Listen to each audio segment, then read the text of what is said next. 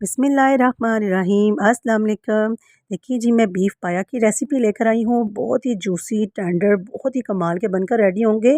चलिए इसको बनाना स्टार्ट करते हैं।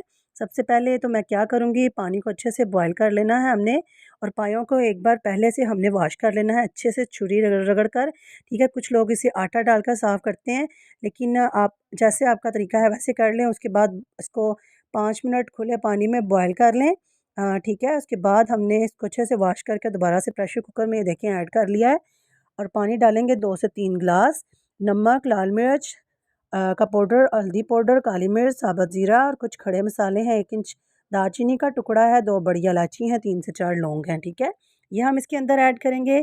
एक बड़े साइज़ का टमाटर मैंने ले लिया है, 2 से 3 हरी मिर्चें, और 1 टेबल स्पून भरकर जिंजर गार्लिक पेस्ट है, वो ऐड कर लेंगे, और एक बड़े साइज़ की प्याज।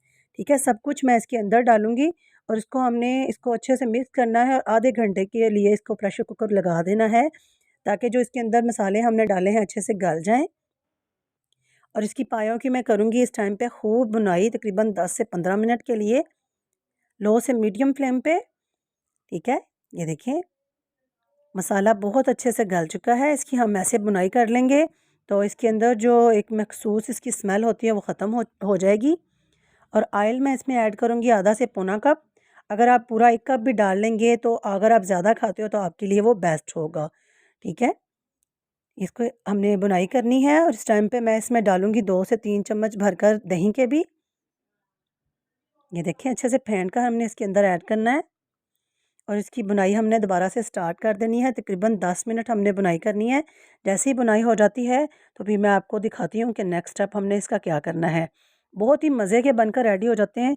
या आप इसको एक बार ये रेसिपी को ट्राई कर लोगे तो आपके लिए इससे आसान तरीका कोई भी नहीं होगा।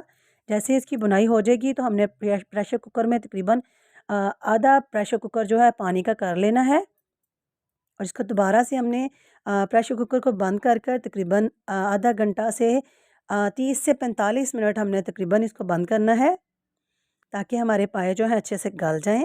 और ये देखिए जितना हमें इसका शोरबा चाहिए, ग्रेवी चाहिए, उतनी रह चुकी है, और पायों की बोटी बहुत अच्छे से हमारे पाए जो हैं गल कर तैयार हो चुकी हैं।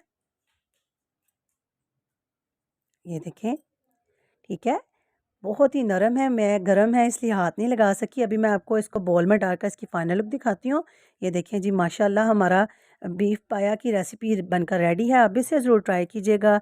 मुझे कमेंट सेक्शन में बताए बगैर मत जाएँ, और मेरे चैनल को लाइक किए बगैर और वीडियो को शेयर किए बगैर भी मत जाया करें। और मुझे अपनी दुआ में याद रखिएगा। तब तक के लिए ओके बाय, अल्लाह हाफ़िज़।